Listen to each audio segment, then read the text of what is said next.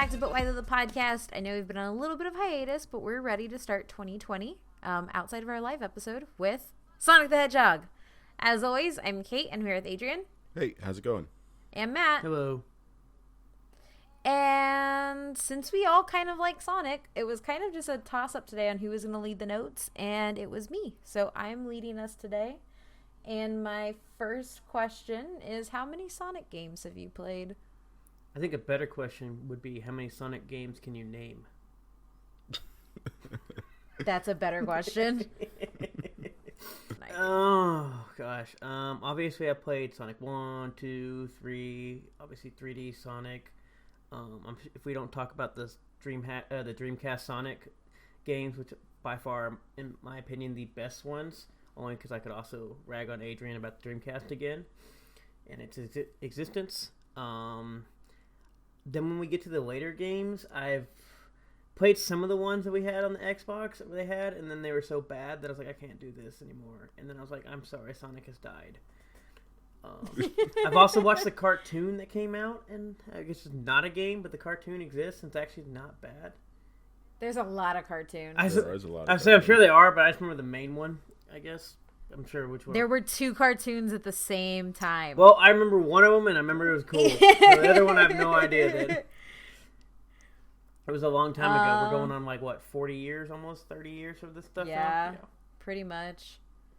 So I, for leading this episode, don't think I've played that many Sonic games, actually. But I've watched every single one of the TV series. That was something that I found out.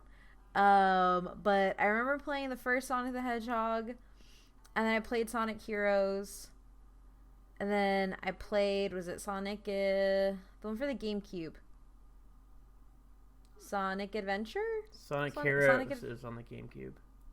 Okay, yeah, Sonic Heroes, but there was another one. I think it's like Sonic Adventure. And then I played Shadow. Sonic Adventure. My brother. Oh, I guess Sonic Adventure 2 was on the GameCube. That's what it is. I don't know. Sonic Adventure 2. So Sonic Adventures I only played on the Dreamcast. I did not have. Well, it's weird because it re-releases on all of these consoles. Everything. So you could have played Sonic on basically everything at some point. Yes. Pretty much. And then I played Sonic Generations for sure and Shadow. Because my little brother was obsessed with Shadow versions of things. So his favorite character was Dark Link. And so we played Shadow the Hedgehog. Because we had to.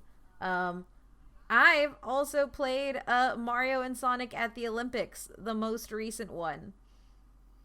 Because I sucked at it and it was on the Switch and it was on a live stream at PAX West, and I was competing for the site's honor, and I backed out of the entire screen. It was very hard. I played the first one of that, but I just don't really count those as Sonic games. Because then you have the Sonic Racing that he's in or something like that too? Yes. Which I just never really cared for that either. But I am looking at this list that we pulled up finally, and I forgot that there's some games that I did play that I'm glad I don't remember playing them. Yeah, I mean, for me, I didn't play very many Sonic games just because in the 90s I didn't have the consoles to play Sonic. I didn't have a Genesis or a Dreamcast.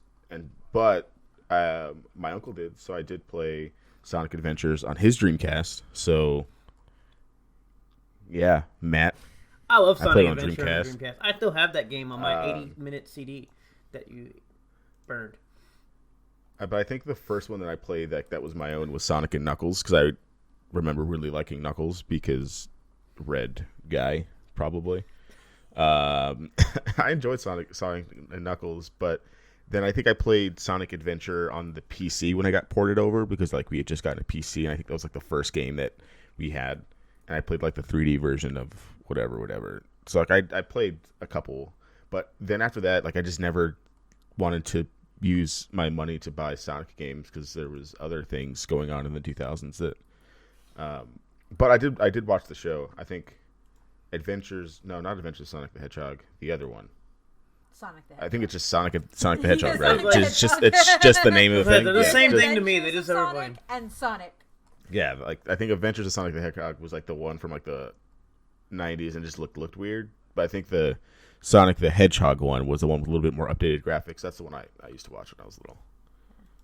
I just like doing, as we go into the production history now, I would just like to say that I am Sonic years old.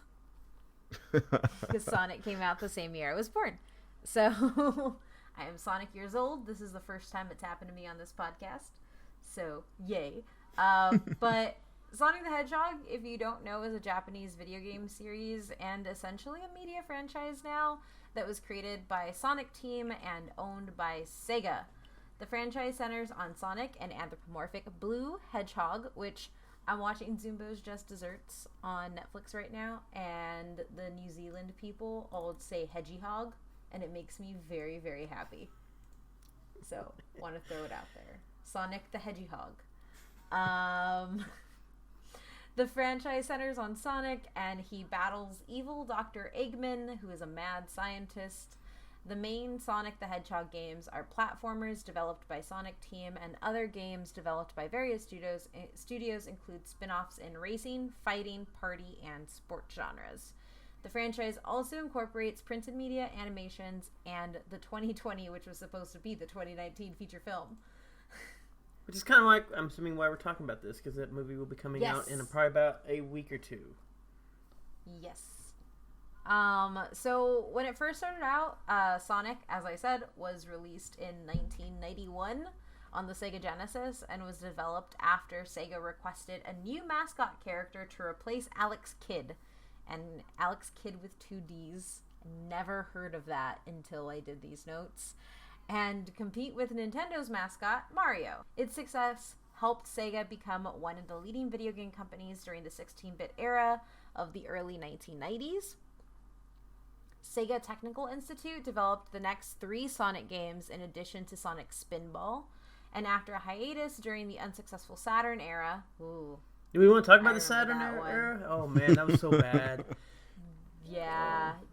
You want to talk about Saturn memories? Oh, I don't have that many. I just remember it coming out. I never actually owned one, and it was like this very overcomplicated looking huge device, and then I never understood it, and people were like, I got a Sega Saturn, and I was just like, this looks way overly complicated than it needed to be.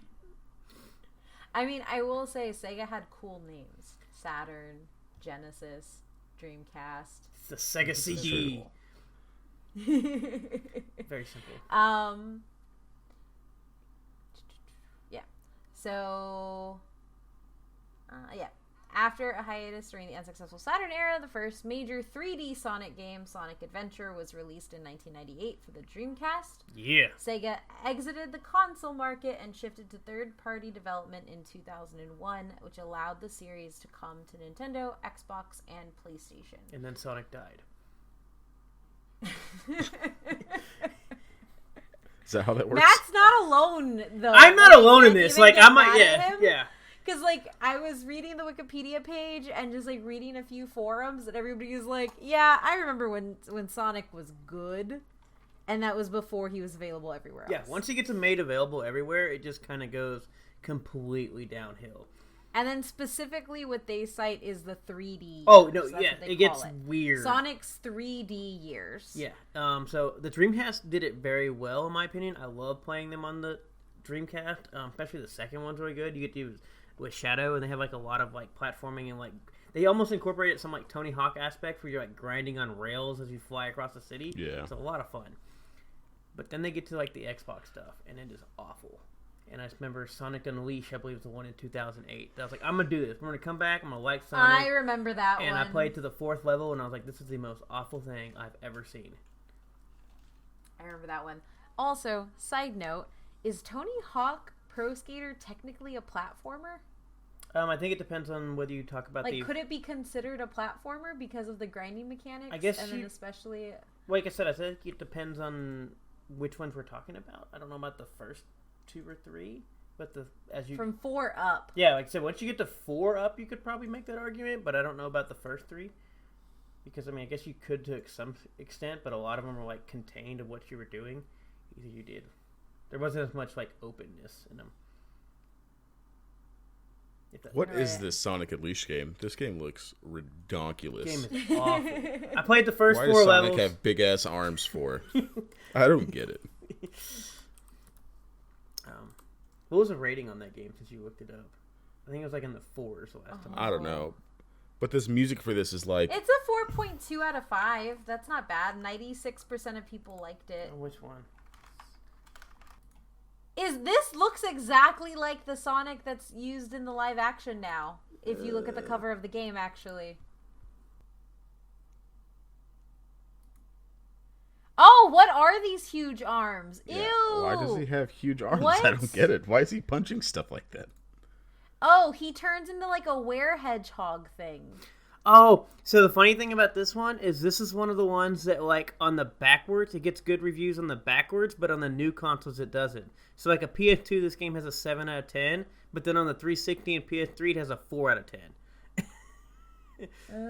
Like, same thing that has IGN. GameSpot has this game as a 7 out of 10 on the Wii, and has it a 3.5 out of 10 on the 360 and the PS3.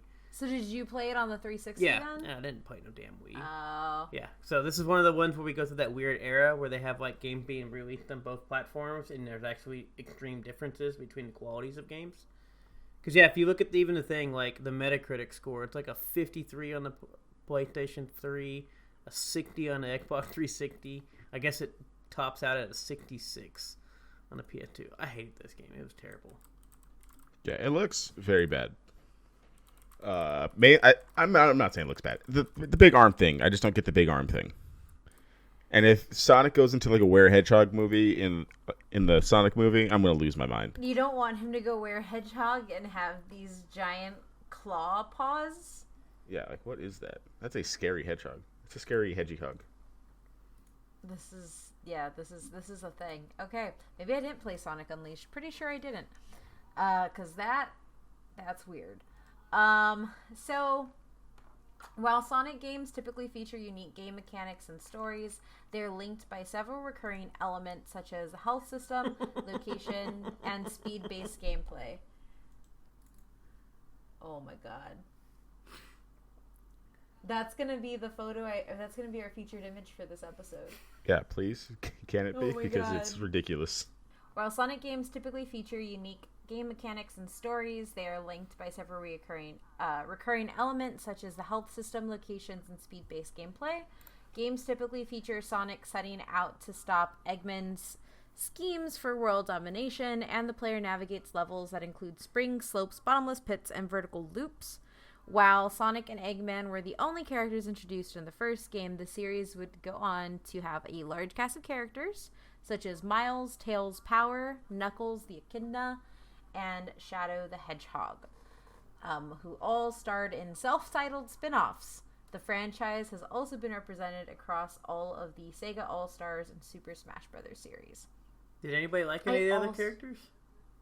I thought Knuckles was just another hedgehog. No. I didn't know. Yeah. No, he was. I just found out that he was not a hedgehog when I was looking at like Wikipedia thing. Oh yeah. I didn't realize he was like a whole other creature. Yeah. But also like it's basically a hedgehog looking thing anyway, if you look at it. He looks like Sonic with long hair. Yeah. But also He's an edgy Sonic. Oh my god. Yes. That's what Shadow was. Oh, yeah, that's no. No, Shadow is an emo Sonic. Yeah. I thought you were gonna say Goth Sonic at first, but Oh. Yeah, I mean, Eh. is he a vamp kid? Is what we need to figure Oh out. my god, echidnas are adorable. I looked up one of those. These are Yeah. the most chunky, fluffy babies. did you not? No. Okay. No, I thought. Well, the echidnas show, were something his game else. isn't called, Knuckles the Echidna. It's Sonic and Knuckles. That was the game. But Tails is a hedgehog, though, right? I don't know what Tails is. Tails looks like a I fox don't that think had Tails a is split hedgehog. tail. I thought Tails was a fox. I thought it was a 'Cause he had a fox big that tail. had a split tail. Oh, yeah, no, Tails is a fox. Yeah. Never mind. Yeah. I didn't. Well, the funny thing is, you go Miles Prower, and I was like, "Who's Miles?" I was like, "Oh yeah, that's what they call." I was like, Tails. "See, he's not called Miles. It's Tails." Oh, God. So, not gonna lie, all of these anthropomorphized animals are actually kind of creepy when you Google search them, because then you get people's versions, and I don't like it, and the internet was a mistake. So, the first, but why though, is really the mechanics, because the mechanics end up kind of similar to how we talked about it in Teenage Mutant Ninja Turtles. Teenage Mutant Ninja Turtles come out, and then so do geriatric gerbils and things like that. Yeah. Oof. So the mechanics are extremely important to the game. So Sonic the Hedgehog games are characterized by speed-based platforming. Controlling the player character, the player navigates a series of levels at high speeds while jumping between platforms, avoiding enemies and inanimate obstacles, and collecting power-ups. The series contains both 2D and 3D games. 2D entries generally feature a simple control scheme with jumping and attacking controlled by a single button and require the player to simply reach the level's end. Meanwhile, 3D entries are more open-ended and feature additional level obstacles as well as abilities to upgrade and playable characters. Most of the games since Sonic Unleashed blend 2D and 3D gameplay with the camera shifting between side-scrolling and third-person perspectives. Do you have a favorite of these, Matt, since you played like everything Mr. Dreamcast? The Dreamcast ones, I think they do great. No, because the Dreamcast ones, they kind of do the reach the ends, but I do remember you could do a lot of like opening up on the way that, I guess it's the moving of it, because I know when I came back and played the Xbox ones, they did some of the ones when they tried to blend it, they would have like, because I don't even remember if this was the Unleashed one or if this was the Sonic, the one from 2006, but like they would go to like advanced speed mode of Sonic thing, and they tried to speed up everything as you run, and it was awful, and it was a terrible thing. The 2D ones don't bother me. I think they're fun. I mean, even playing in the, I'm sure everybody played the, like, when you're at like a casino, like the casino stuff, which was cool. But the Dreamcast one seemed to hit the perfect blend of what they were doing. And then like you do get introduced to like kind of like additional like level objectives. You have like the ability to kind of upgrade. They even did where you had like other characters got to kind of be highlighted, and they didn't kind of take over the game, because you had like, especially in the Dreamcast one, you played like Sonic had his own storyline, Tails had his own interwoven storyline, Knuckles had its own storyline. I think Amy, I believe the other one, had its own storyline, and then Shadow had its own storyline, and then they had a robot, I believe, somewhere in there as well. But they all kind of made they kind of had their own little storyline that all wove together, and kind of as they told the story, you connect it and you jump back and forth. And it was pretty cool. And they had their own unique ability to do stuff. And it kind of like started solidifying up what they were doing. And then I don't know what the hell they started doing on the other ones. It was just weird. So I guess like one of the things that because I think the biggest memories I have are kind of with the 3D ones. But like I love platformers. Like that's probably like one of my favorite game types, specifically because of Lara Croft. Mm-hmm. And 2D platformers are really hard for me. Not hard, but like they're like I much prefer 3D platformers. So it's really interesting like hearing you talk about the older games and then hearing how much people prefer 2D Sonic over 3D Sonic. One of the main things that I do know, the big complaint, at least from me, was the camera angles end up becoming the most horrible thing when it came to 3D platforming. Oh, yeah, I could see that. Yeah, and that was like, I don't know if like they ever officially got that done, but just like trying to get that 3D perspective of trying to do a platform. Like when it's the 2D, you can see your platform, you jump from platform to platform. But the way they did the camera angles, because remember we talked about this before of like that old behind the back static camera type thing before they got the advanced like rotational camera. Yeah, and it kind of screwed up a lot of platforming type things. Oh, that's fair. Okay, I could see that getting frustrating then. Because we've seen them make the videos that are fun where you like walk one part and then your camera's here and then like you take 2 steps and all of a sudden the camera jumps to another angle. Yeah, that was a lot of that.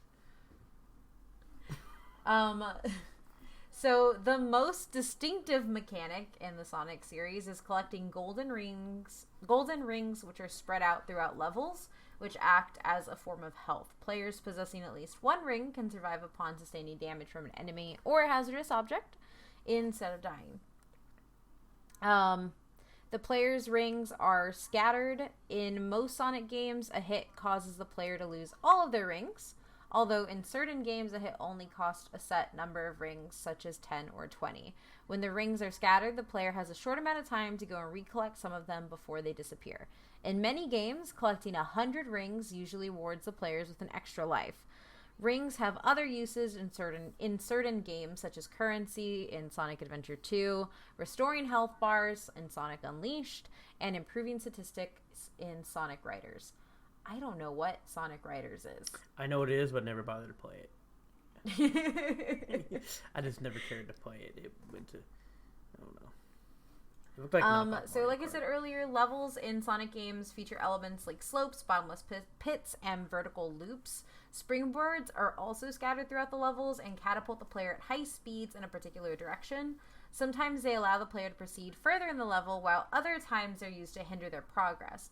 Players' progress in levels is saved by passing checkpoints, and checkpoints serve other uses in various games, such as entering bonus stages in Sonic the Hedgehog 2 or leveling up in Sonic Heroes.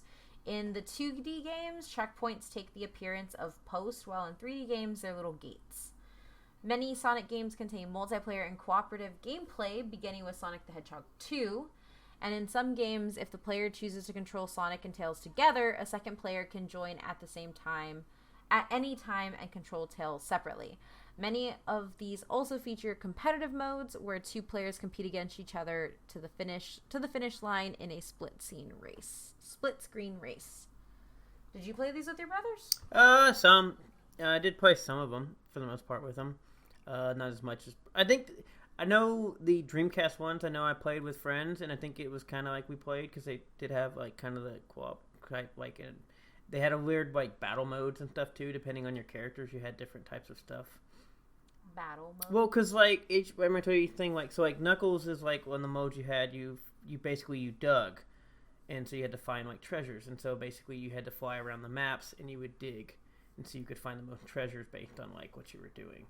Whereas Sonic was always running. Knuckles was finding things, and I don't even remember what Tails did. But each character had their own, like, unique skill set, and so they each had their own unique, like, types of what you were doing. So if you wanted to race, it wasn't always necessarily...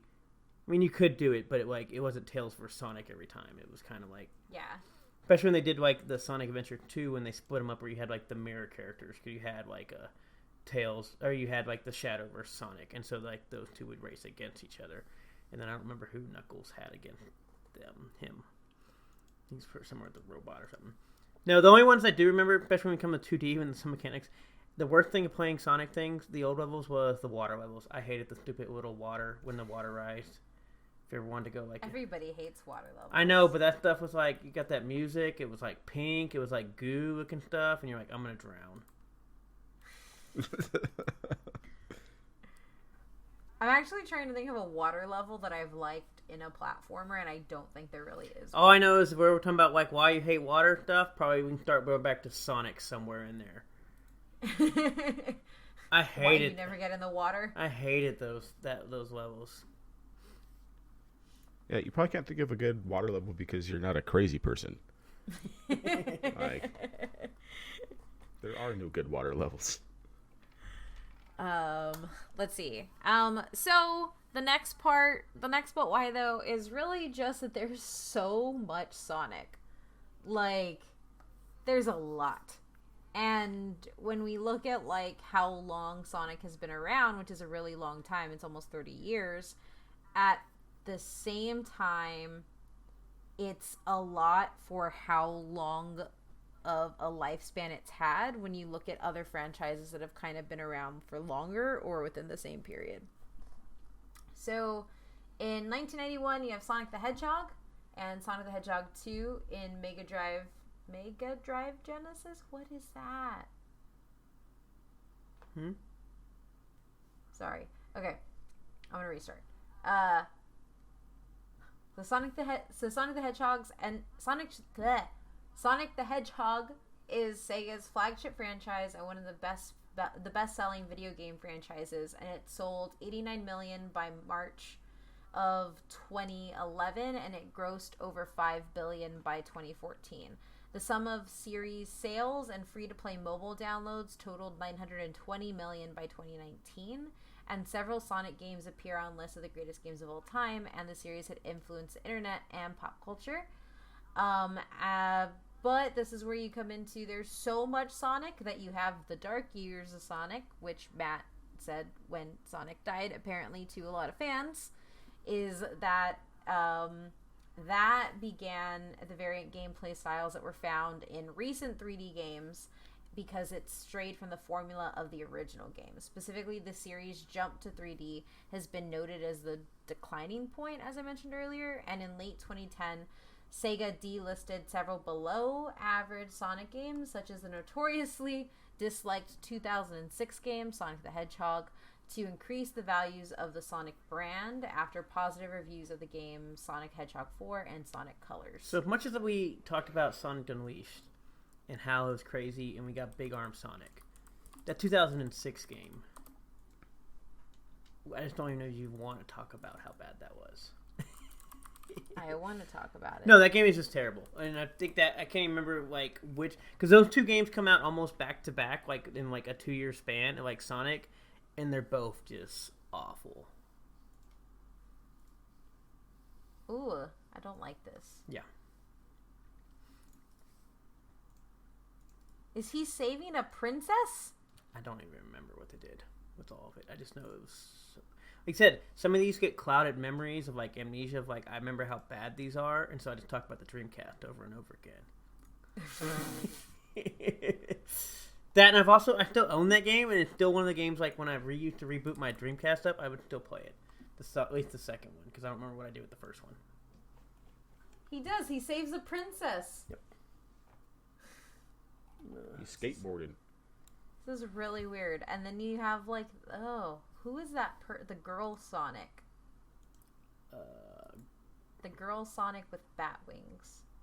Oh, it's a bat. Girl. That's a literal bat. Sonic That's bat wings. what's her name? Rogue the Bat. Oh yeah. Yeah, She's kind because of sort of creepy. like in the weird part, you get like a lot of other characters. You get a cat, and then there's like a there's a cat, there's like a rabbit, there's another hedgehog and another hedgehog. It's just weird. I just want to know why these animals are all very different animals from very different families, and they have the same face.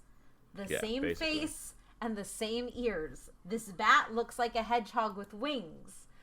Yep. Also, why is there a sexy anthropomorphic hedgehog bat in Sonic? Rule 34. I don't like it. don't. It reminds me just like the titty turtle in Teenage Mutant Ninja Turtles, and I don't like it. This is just weird. Yeah. Very weird. I actually like the you get characters they used to have, and then they went to I don't know what the hell they were doing. Yeah. And you get Big the cat, who doesn't even look like a cat. I forget that Big the cat? Is that the pink Sonic? No, Big the cat. I think he's actually. Oh, he's kind of No, cute. Big the cat. I think is actually in the Dreamcast games, if I remember correctly. He's kind of cute. He kind of looks like a loth cat. The ears and the face. But he is very big. Cream the rabbit. Amy Rose, I guess? Mm-hmm. Yeah, that's who when I said Amy. Yeah. But this is also just weird. Because if you look at Amy, she looks perfectly fine. A normal childlike character. Yeah, no, Amy was cool to play with. And then you have sexy bat hedgehog Hey man, thing. Rogue the Bat's very sex positive. All right. I don't. I don't like it. I liked Amy's character. She was fun to play with. I mean, Amy looks cute. Amy fits with like everything else. Yeah. And then you have Rogue. Well, that's what I'm Bat, saying. which You is have just like this what? weird thing of like, we have like Knuckles, Tails, and Amy, and then you have like a robot, and then you get to like even Shadow kind of leads the way, I guess, to this more edgier stuff, as we called it in Rogue the Bat. Are you starting to understand like what happened? Yes, I'm starting to understand the descent. Okay. So in 1991, you get Sonic the Hedgehog 2 in 1992, and Sonic Spinball in 1993, all on the Genesis. And then you get Sonic CD in 1993 as well.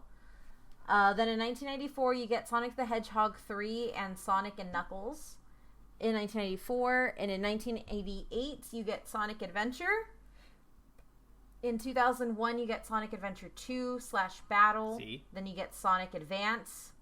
In 2003, There's a lot of these. We're gonna be here. Yeah, we're while, gonna be a guys. while.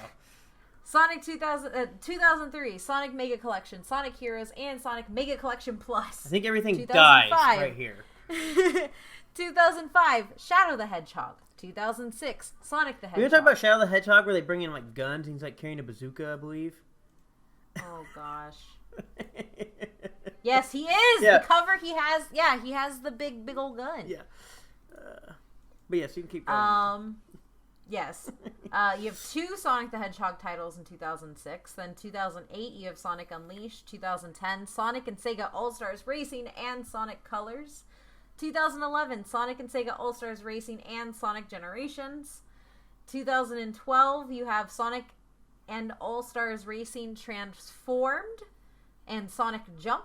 2013, you have Sonic Lost World. 2014, you have Sonic Boom, Rise of Lyric and Shattered Crystal. 2018, you have Sonic Mania. And then in the Mario and Sonic series, you have Mario and Sonic at the Olympic Games 2007. Mario and Sonic at the Olympic Winter Games 2009. Mario and Sonic at the London 2012 Olympic Games 2011. 2013, you have Mario and Sonic at the Sochi 2014 Olympic Games, and so on and so forth for Olympic titles. Yeah. That was a lot of Sonic. So I'm assuming. So we got the 2021s last year, correct, for the Olympic Games? Yes. Yeah, because we have the Summer Olympics this year. Mm-hmm. In Tokyo. The Mario and Sonic series aren't bad. I just don't. They're just kind of weird because it's kind of like they combined them together, and it's kind of just Olympic Games that they happen to have Mario and Sonic in it. But no, all these other ones I played, like I said, up to probably about Unleashed. I'm not gonna say I've never played like a racing one, but I just don't care because it just reminds me of like knockoff Mario Kart. But no, all the rest I have no idea. I gave up. Yeah. Adrian, I don't know if you tried any new ones, but there you go. That's my extent. No, definitely not. Yeah, I think these like Olympic games and like party games just try to bring back like what Mario Party did back in the day, and it just doesn't work well. Like even watching Kate play the game a lot or during the stream, I was like, this game doesn't look that fun. Except it looks. I don't need Tails doing backflips and gymnastics, and it just doesn't look as fun as party games should be. Yeah, no, it looked kind of fun to me at least. Obviously not bad, but like I said, it's just kind of like you said, it's something else that they happen to throw these characters in there, and not like an actual unique game. Yeah, and the bad thing is that because they're doing it for every Olympic thing, they're just going to keep making them, it seems like. Well, I tell you right now, people keep buying them. Yeah. But, that being said, cultural impact, which is the other thing. So, with all of those Sonic games, you also have to look at the other Animals with Attitude games that happened. So, primarily because of the Genesis bundling, Sonic the Hedgehog ends up being one of the big reasons as to why that console takes off in North America. And between October and December of 1991, the Genesis outsold Nintendo for the SNES by a 2-to-1 ratio. And in January of 1992, at peak Sega, they held 65% of the market for all 16-bit consoles. And although Nintendo eventually reclaimed the #1 spot, it was the first time since December of 1985 that Nintendo wasn't leading the console market. And then during the 16-bit era, Sonic inspired similar platformers starring animal mascots, including Bubsy, Arrow the Acrobat, Acro-Bat, James Pond 3, Earthworm Jim, Zero the Kamikaze Squirrel, and Radical Rex. Telling you, man, when we talked about this for like the Ninja Turtles, it's a little bit harder to talk about like with the games because I don't think they had that effect on the games. But God, man, like, all this anthropomorphic animal, just put some letters together, see what you get. I swear they just put names in a hat, like this animal with this thing, boom. And the only because Radical Rex is just a T-Rex on a skateboard. It looks like. What is this? He's radical, Adrian. I will say Earthworm Jim is the only one I know out of those. I actually knew Radical Rex, but that was outside of Earthworm Jim, but that was it. Even though I kind of want to learn about Zero, the kamikaze squirrel. And then, of course, the Animals with Attitude game genre ends up going into the 3D era with Crash Bandicoot and Jax, both citing Sonic. That makes a lot of sense, and I never thought about it, because I was actually a huge I liked Crash Bandicoot more than both Spyro and Sonic. Same. Wow, I'm offended right now, but okay. Yeah, I did. I mean, Crash Bandicoot is just more fun, It's man. good, but I think. compared to like some of the older Sonic and Spyro, I love Spyro. Crash Bandicoot is amazing. I mean, I like Spyro more than I like Sonic too. I mean, I don't know. I think it's basically the same thing. You do ring stuff, but you get to be a dragon. If I had the choice between being a dragon and a hedgehog, come on. It's one of man. those. I think I'm picking a dragon I like every Spyro time. better in their design and everything, because obviously you are a dragon. But I think I've had more fond memories of Sonic because I played more, and there's like more of him. But I think that would. I think it's also because like those were at like your youngest years, probably. So like those of course have better memories. Considering there's how many Spyro games compared to how many Sonic games, though. That's fair. Yeah, but it took a little bit longer for Spyro to die. I mean, did he? Well, I don't know. I think it took less games. Well, when you're putting out Sonic, pull an adjective out of the hat game. Yeah, no. I mean, because I know Spyro had the first two. I know I played the first two. I don't know if I ever played the third one, but I know the first two are really good. And I know they have like that trilogy, which obviously got re-released last year. And then I think after that, I think they have some games, but I don't know if anybody ever knew they existed. Where does Banjo come out in this? When does Banjo-Kazooie? Yeah, we used 98. I love Banjo-Kazooie too. I don't think I ever really played Banjo-Kazooie. I like Banjo-Kazooie. See, I think- It's like one of the first games I had on the 64. So we're getting into like peak sports game time with 98, so I didn't really care about Banjo-Kazooie. Didn't have time with that. I had like 25 sports games I could play before they died. But you get to be a bear, and then you get to have a red bird as your friend. I mean, I'll take the red bird. Yeah, Kazooie was dope. I liked the Ooga Booga mask in Crash Yeah. Bandicoot. So the weird thing, lot. we do skip over here, I think, because the character is older. But doesn't Donkey Kong, like the actual like older games, like that everybody remembers, come out during this '90s phase too? 'Cause I know the character, I believe, is around. Well, no. So Donkey Kong came out in 1981. No. But that's a very different style. No, of what I'm game. telling you is the character himself is out older, but the games that everybody know Donkey Kong for. Oh, like Donkey Kong Country. And Yes, stuff? those all come out. I believe, remember Donkey Kong Country. Well, that's what I'm saying. I believe those come out exactly the same time period as all of this. I know Donkey You're Kong. talking about when Donkey Kong got good. Yes, when Donkey Kong became its Donkey own Kong character. Country is 94 Yeah, on the NES. But Sonic is outselling, Donkey Kong at this point, right? Yeah. Is that what you said? well, I think they do, yeah, but Sonic sells them until I think 94 though, right? yeah, 94. Which is the year that Donkey Kong comes back, and he's more than just like the end of Mario, whatever game that was. Yeah, because you get to ride a rhino in that Yes, one. you do. But no, I just bringing that because I know Donkey Kong, the character, is older, but I think when Donkey Kong gets good and when everybody remembers Donkey Kong Games 4 is the same period of 94, 95 or whatever, that we have all these animals just riding other animals doing weird stuff. Yeah, that's a weird part, right? Because he's basically not anthropomorphic, but he's like definitely a human-ish kind of, and he's just riding rhinos and doing all kinds of other stuff to other animals. It's very awkward. I actually, when you like break down a whole bunch of these anthropomorphic games, it gets really weird when you think about all the things that they do. So I prefer not to do that. Cause Rogue the Bat. no, Rogue the Bat is awful. I think Rogue was the Sonic or Knuckles opposite. Weird. What do you mean? Remember I told you they all, or maybe it was Tails, but I'm pretty sure. So remember I told you they all mirror each other? Oh yeah. In Sonic so 2. wouldn't she just be the mirror of Amy? I don't think she was, to be honest. I could be wrong because it's been so damn long, but might have to look it up. But I know because I could have sworn she was either one because it looked like she she was a bat. She like flew. Amy, pretty sure didn't fly.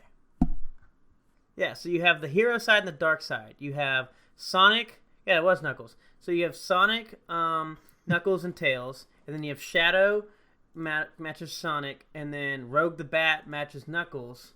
And then Dr. Eggman matches Tails. I was like, I could have sworn that she matched... How does Dr. Eggman match Tails? Because he flies around in that little ship. Oh.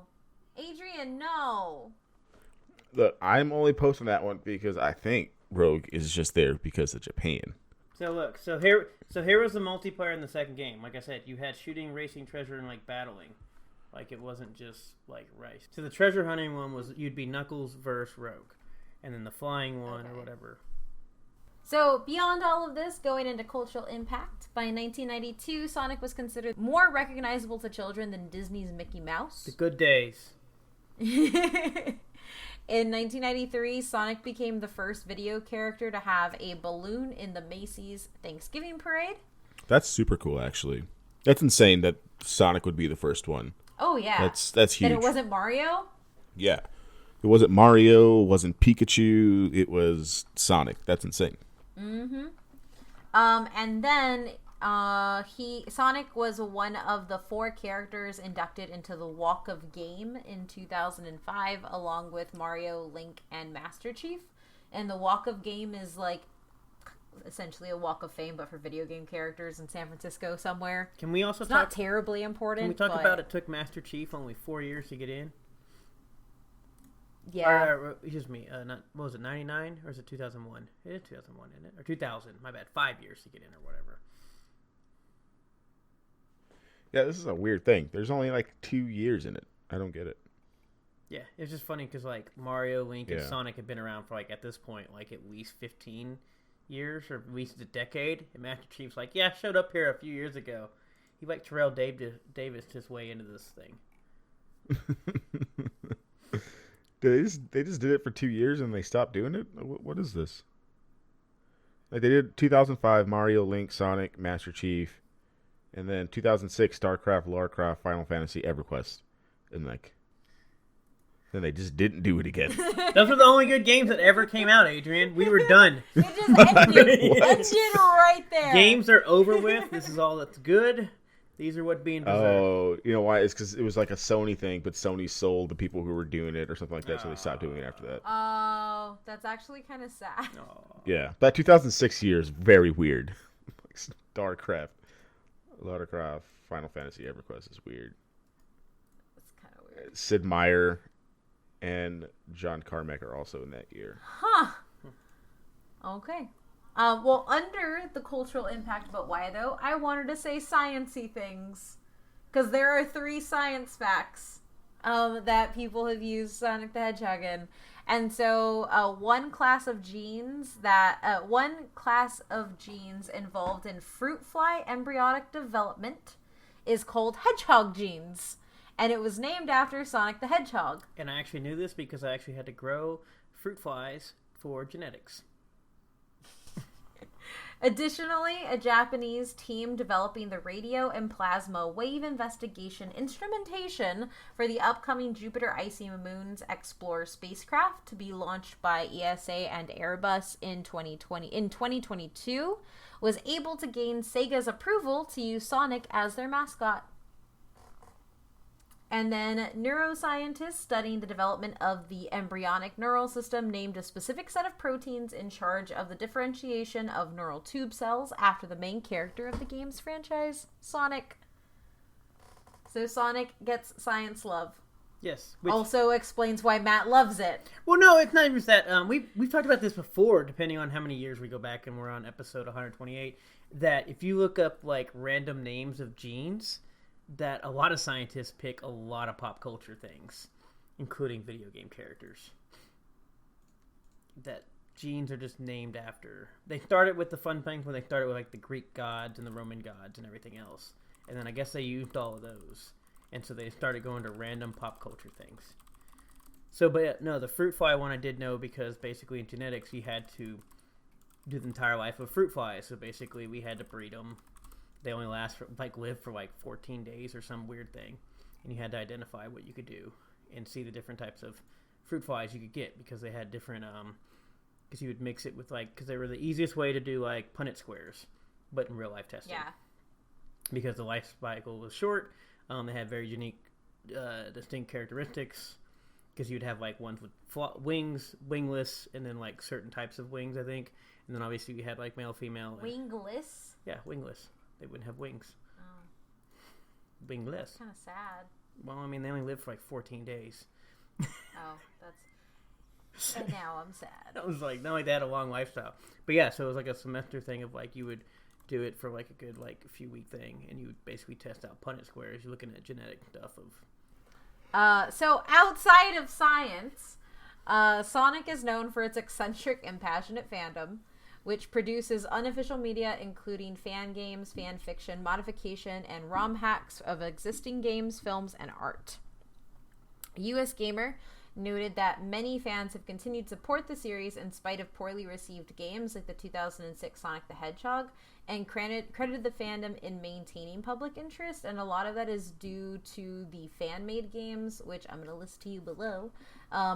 After the sequel, which fans made in 2013, and it's set between the events of Sonic the Hedgehog 2 and 3, Sonic Dreams Collection, which satirizes the series fandom, and Sonic Mania's development team, which, so Sonic Mania was a game, and then Sonic Mania's development team included individuals who had worked on Sonic ROM hacks and fan games in the past, while Izuku said that character customization system in Sonic Forces was implemented specifically because he wanted to give Sonic fans the opportunity to play as their own original characters.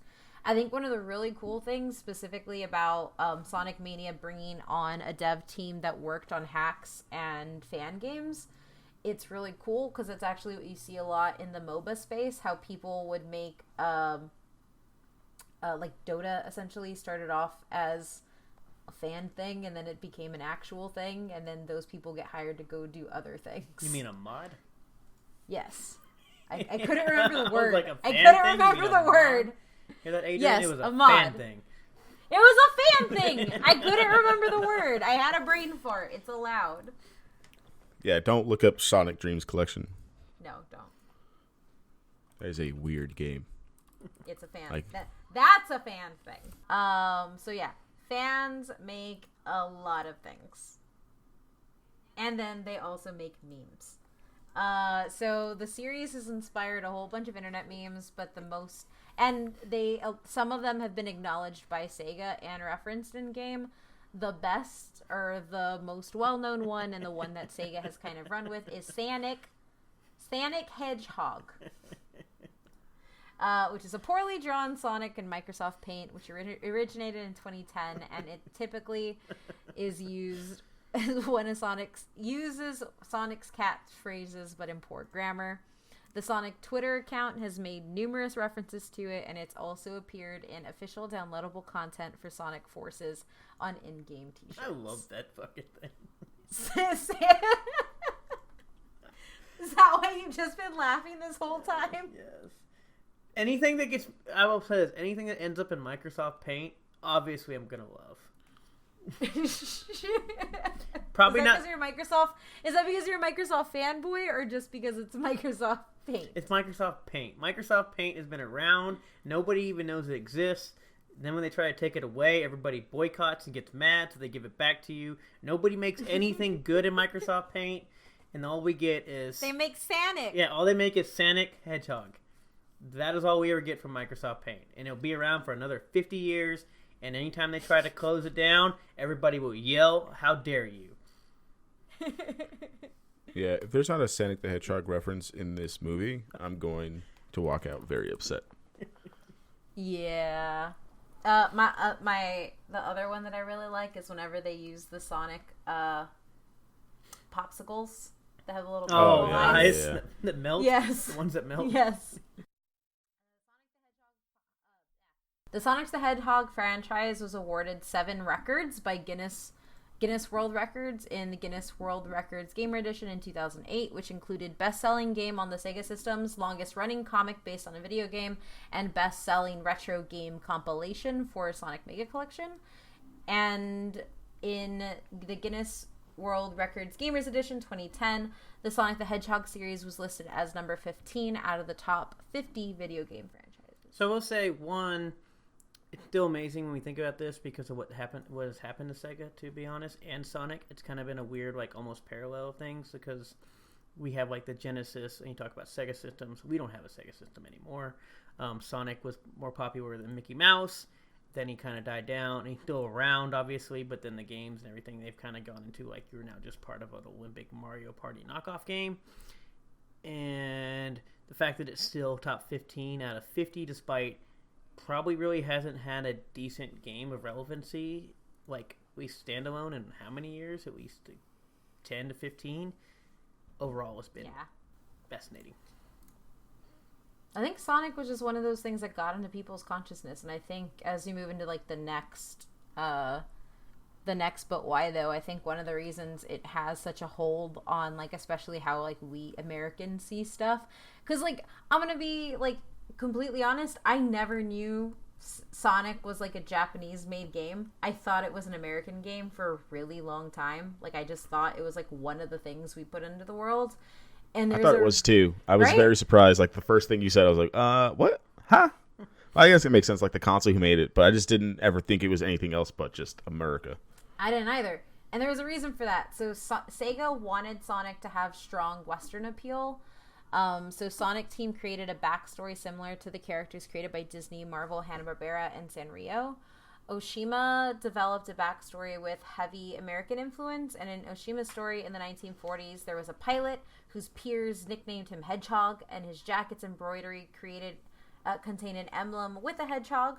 A pilot married a children's book author who wrote a story about a hedgehog based on the pilot, and according to Oshima, the story was based on the basis of the original Sonic the Hedgehog, and the title screen is based on the pilot's emblem.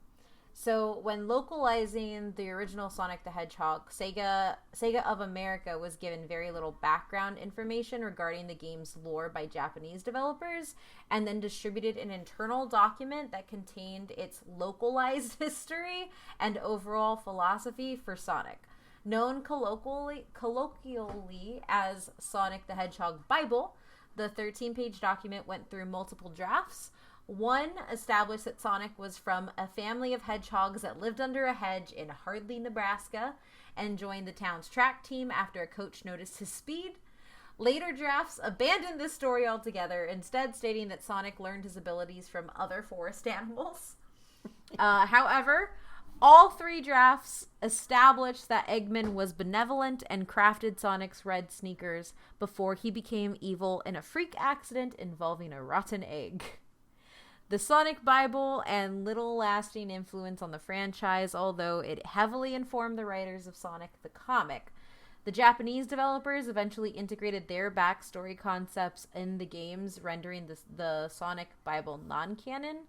And so when we really see this outside of the video games coming into American consciousness, and how honestly the big reason why I knew Sonic, because I didn't have these systems, in 1992, Sega approached ABC about producing a syndicated show for after-school audiences, as well as a Saturday morning cartoon based on Sonic. The two cartoons, The Syndicated Adventures of Sonic the Hedgehog, which came out in 1993, and ABC's Sonic the Hedgehog, which came out in 1993 and ended in 1994, were produced by, is it Dick? Yes. Was produced by Dick Entertainment. I mean, there's just like a lot of ways you could have gone there. Like, you could have just said DIC Entertainment. I think you just wanted to say Dick. I think is what I'm getting out of this. Is that Dick? What? This is a children's character, ma'am. When I was little, I used to laugh and say Dick every time the credits rolled on any of their entertainment. So Dick also produced a Sonic Christmas special in 1996 and Sonic Underground, which ran from 1999 to 2000, to tie in the release of Sonic Adventures. In all three series, Sonic was voiced by Jaleel White. Urkel! It makes me so happy. And it makes me really sad that he isn't voicing Sonic in the movie, actually. Wait, I did not know that. Also, why isn't he voicing him in the movie? Not like he has a lot going on. He was in a Super Bowl commercial. Like, what else has he done other than that? That's actually very sad. If you're also wondering what DIC stand for, it's Diffusion Information Communications. Who's doing the voice of Sonic in the movie? Ben Schwartz. Yeah. Parks and Rec. Yeah. The worst. That's kind of... I mean, that's fine, I guess. But also, you just got Jameel White. So, Adventures of Sonic the Hedgehog comprised of 65 episodes that were all overseen by Ren and Stimpy director Kent Butterworth and featured slapstick humor in vein of Looney Tunes. I put scenes and openings from all of these in our show notes. So, if you're a Patreon patron, at just $1, you can get access to all this stuff, or you can Google it. Do whatever you want.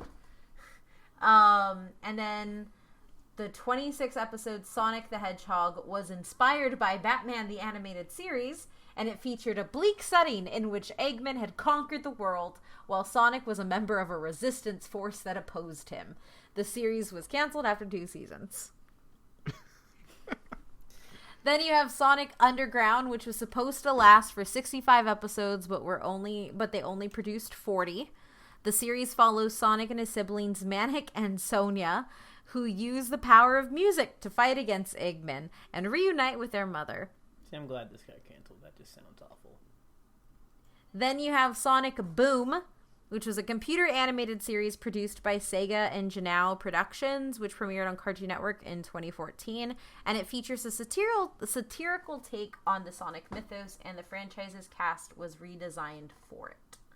And there were anime, but I didn't include them because when you look at it, they did a fraction of the numbers and continually tanked in the ratings in Japan. So, all that is to say, they made it a very American character for American audiences. Now, was there a musical? No, there wasn't. Is there a Sonic on Ice? There isn't. There actually should be a Sonic on Ice. I'm actually disappointed there's no Sonic on Ice. Surprised by that one.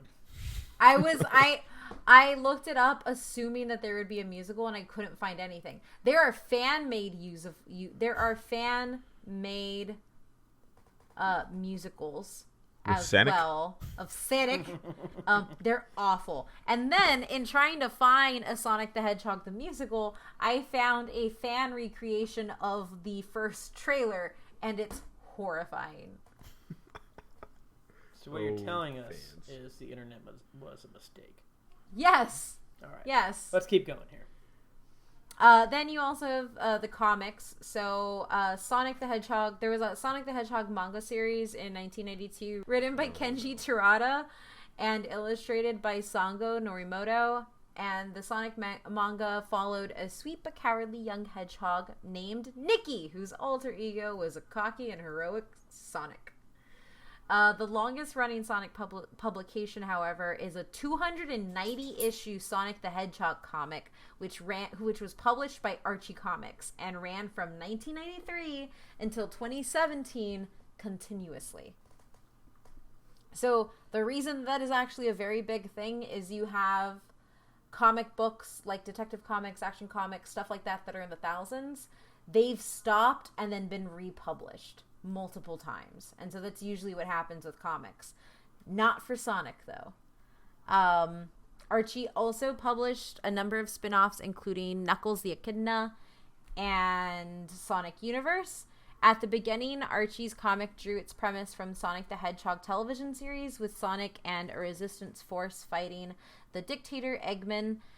Originally written as a straightforward and lighthearted action comedy, Sonic the Hedgehog became more dramatic when Ken Penders began writing it on issue 11.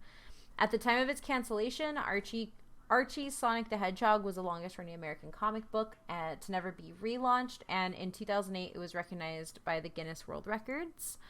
While Archie planned to publish at least 4 issues beyond 290, in January of 2017 the series went on an abrupt hiatus until before SEGA announced it was ending its business relationship with Archie and sold it to IDW. IDW Sonic began in April of 2018, and although the creative teams from the Archie series such as Flynn returned, the IDW series was set in a different continuity. Flynn said the IDW series differs from Archie Comics in that it draws from the games for stories, with the first story arc being set after the events of Sonic Forces. Sonic the Comic Sonic the comic, was a British comic published by Fleetway Publications, and it lasted for 223 issues from 1993 to 2002. And then, before that, can you read the names of the contributor to that series, because that sounds like the most British of all names. Oh my gosh. I wasn't British, or I'm not British, so I didn't know if they were important names. I mean, I could be wrong, but they sound very British. Contributors of the series include Richard Elson, Nigel Kitching, Andy Diggle, and Nigel Dobbin. Yeah, those aren't American names. Surprised you didn't call Richard Elson Dick Elson. Fun fact, I also used to laugh after Law and Order when it would put Dick Wolf on the screen. Oh my god. I did, every time. Kind of still do. It's okay. Now, the reason we're talking about it, the live action film. Oh boy. So, efforts to adapt Sonic began in 1994 when SEGA of America signed a deal with MGM Pictures and Trilogy Entertainment to produce a live action animated film to tie in with Sonic X-treme. Yes, it's spelled just like you think. X-treme. This is 1994, of course it is. In 2013, Sony Pictures Entertainment acquired the film rights to Sonic the Hedgehog, and in June 2014 announced it would produce a Sonic film as a joint venture with Marza Animation Planet.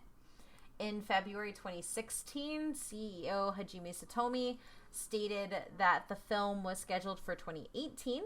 Blur Studios' Tim Miller and Jeff Fowler were hired the following October to develop the film. Fowler would make his feature directorial review debut, while both would executive produce, and in October 2017, Paramount Pictures acquired the rights after Sony put the film into turnaround. However, most of the production team remained. The film is written by Patrick Casey and Joss Miller and follows Sonic, who is voiced by Ben Schwartz, as he journeys to San Francisco with a small-town cop, James Marsden, so he can escape Eggman, played by Jim Carrey, and collect his missing rings. Additional cast members include Tika Sumpter, Adam Pally, and Neil Neil McD? I don't know. Neil McDick. Sonic was initially redesigned so he would be more realistic, with fur, new running shoes, 2 separate eyes, and a more human-like physique. That went over well. The production team used Ted the Living Teddy Bear from the Ted films as a reference to insert CGI characters into a real-world setting. And as we all know, unless you lived under a rock, Sonic's redesigns were met with heavy backlash, and it was criticized for not resembling the one from the games and described as evoking an uncanny valley type sense of repulsion from viewers. As such, the design was revised so it would better resemble the original. And Paramount originally scheduled Sonic for November 8th of 2019, and now it is coming out on Valentine's Day 2020. And fun fact, they also fired that entire team that redid it all. They did. Yeah, it's... They said, good job on the redesign, we all like it, but now we're closing down production studio and you're all fired. That is exactly what happened. Also, the only thing I was creeped out about with the redesigned Sonic was the teeth. The teeth thing The human teeth were weird. The human teeth were kind of weird, but then everybody on the internet got a hold of them, and that made it awful. Yeah. So for the third time this episode, the internet was a mistake. Yeah. So the teeth were definitely weird, and I was like, I don't get this. But then the internet had fun with those teeth, and I was like, this is terrifying. Yeah, the teeth are bad. It's just too anthropomorphic. It just looked weird. It just looked weird. But also, I don't know, man. I mean, the redesign looks better, but I think he just looked like a man in a Sonic costume. His chest was huge. His eyes, I don't know, the teeth. It's very scary. Did you want him with big arms again? Yeah. Oh. I think it would have been better if he had big arms, actually. Give him big arms. I think that might have been better. I did. Yeah, so I don't. So I do like the redesign. I mean, obviously, is it perfect? No, but compared to what we had, I think it's really good. I think out of all the Sonic stuff we've seen, I don't know. I think it looks good. I feel bad for that team because I think they did a fantastic job redoing that stuff. And then they got fired or laid off, technically, because their entire studio went bankrupt. Yeah, it's kind of weird though, right? But like you have this thing from 1991, you have all this stuff. They did all that work on the first design of it, and no one was like, "Hey, this doesn't look good." People are gonna hate this. That was my question. That is a real weird. That thing. was my question of like, it took you 25 years to come up with this. Yeah, like people are gonna hate this, and people are gonna hate this because internet is a terrible place. And it was even worse because like as soon as it came out, like there were again fan art stuff that was better than like the actual design. And I'm like, well, you could like if you would have just tested the design out with anybody who played Sonic, they probably could have told you that this was a bad idea from the start to design it like that. Yeah, like I said, that was probably my biggest issue. Was like Adrian said, they had 25, almost 30 years of Sonic, and that's what we got. I feel bad for that team, but I think they did a great job. Now we put team through a bunch of stuff, and we're all going to forget in 2 weeks when the movie comes out, and it's going to be fine, and it's going to do well, hopefully. I am really excited to. Oh my god, what is that? That's the Sonic original design, but he has no hair on his arms. I hate that more. Yeah. All right, we'll close it up so we can. Gosh. Do we want to talk about this movie now, real fast, or do we want to go to your? Yes, I want to. Okay. I want to talk about the movie mainly because, like, outside of how bad Sonic looked, I do want to say, like, the first time I saw that trailer in theaters, I think it was during Detective Pikachu, Jim Carrey looks phenomenal as Eggman. I mean, he looks a little weird really because good. everybody's supposed to have tiny little legs and tiny little arms and big bodies in the Sonic thing. Well, those are unrealistic body expectations, Matt. I guess it's also just like he looks really good, but it's also like I expect nothing less from Jim Carrey.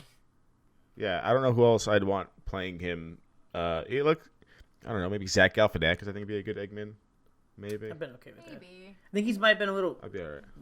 Might have been a little weird. I guess it's weird because we're used to Eggman towering over Sonic, but also like there's no other people, and now they're like in San Francisco with people, so I don't know how that would have been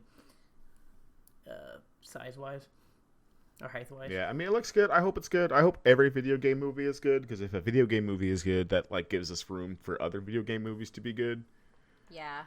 And it's just better for us as like a fandom to have video game movies do well, so they get taken more seriously and we get more of them in the future. No, I'm excited. I'm actually, like I said, I wasn't that excited. I understand why. I didn't know why we made the movie. Then we had the first trailer. I was kind of like, what the hell is this? Don't care. And then we saw the redesign and the new trailer is kind of like, I think Kate said when we saw some other ones, especially the newest ones that came out, I'm like, I'm kind of excited to go see this movie. I don't know if it's going to be any good, but it looked cool. Jim Carrey actually looks, like you said, pretty good, despite, he doesn't have tiny little legs. But I don't know. It looks promising, at least to an extent. I don't think it's going to win any awards to blow people's minds, but I think it looked pretty good. Yeah, I don't know. I really kind of like what Adrian said. I want it to be good because I do think that there are a lot of video games that could be really fun movies. But also to Matt's point, maybe we need new movies.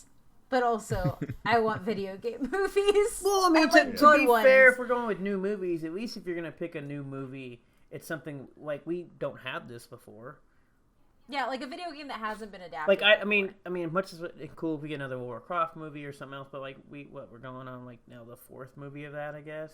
Yeah. I mean, we keep talking about this Uncharted movie. Like, I just don't even care anymore because we've had 25 That directors. movie is never gonna get made. That's what I'm saying. Yeah. Like, I just don't even care anymore. Like, screw it. Just give me a Sonic movie. I'm okay with it. I mean, I'm sure there's plenty of other... I want a Kirby movie. Oh my god. That would be my terrifying. Brain.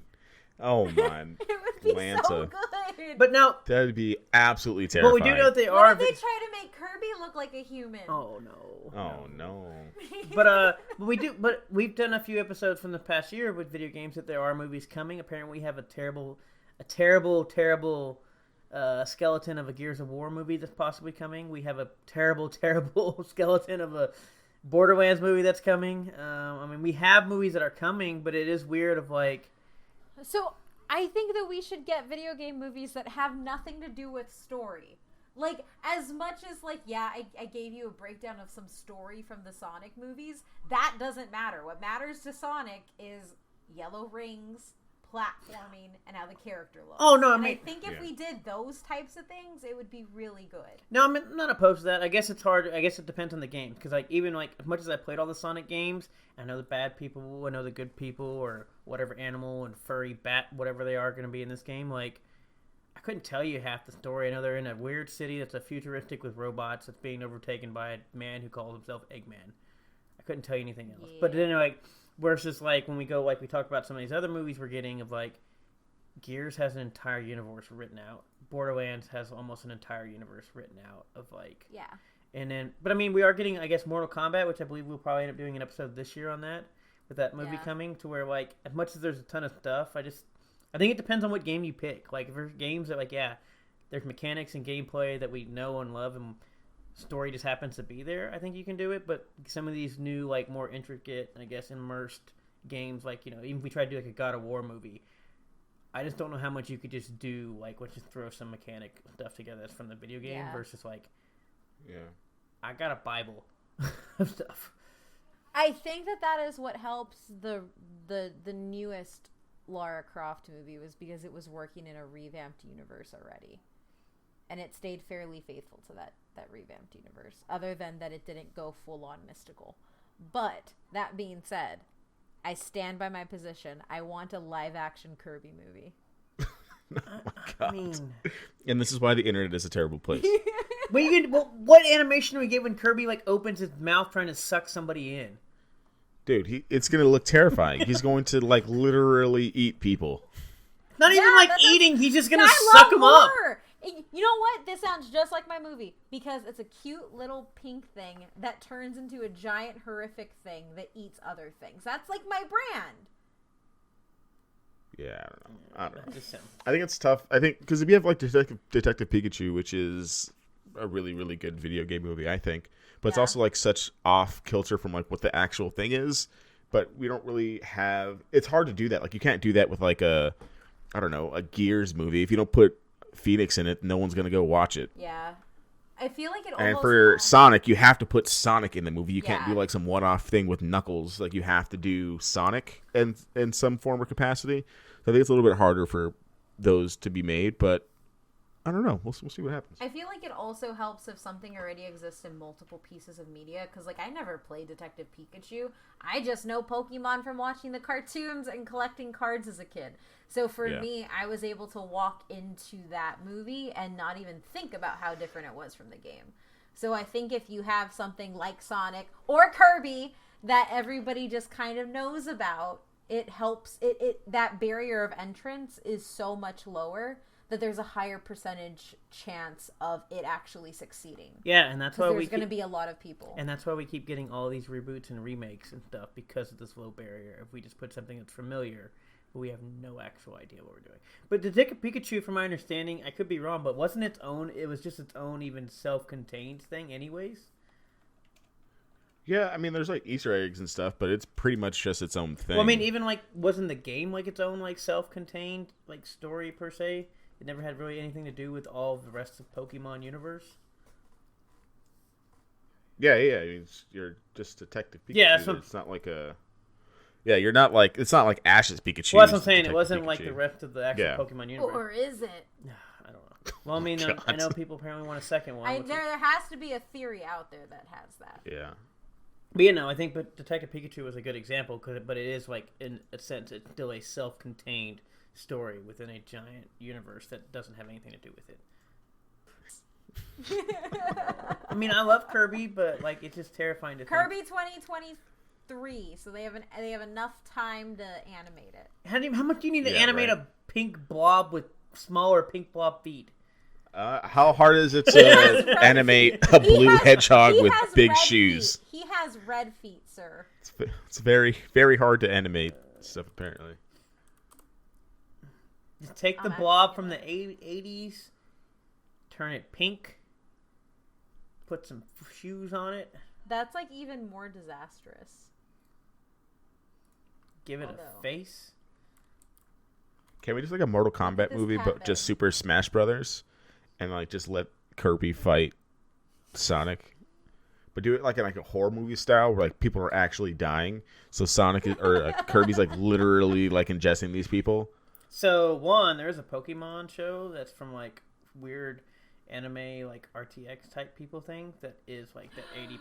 Oh yeah, that's right. I don't know if it's come out yet, but like we saw it at RTX last year where it was like they made Pokemon, but in a real sense of like violence, war. It was the manga is violent as hell. Like Venusaur literally vine whipping people in half. Yeah, I'm with it. Basically, we got that, but they turned it into an actual like TV like cartoon, anime cartoon. Yeah, I'm with it. It was very disturbing in ways, but it was also pretty cool. But anyways, Anyway. I guess final thought. You want to do final thoughts? I guess. No. Yeah. Okay. I guess my final thoughts for Sonic. I've always liked Sonic. Obviously I grew up playing a lot of the Sonics. I still will always love my Dreamcast, and Dreamcast is always overshadowed. And the best Sonic game is on Dreamcast, and the best system is always a Dreamcast.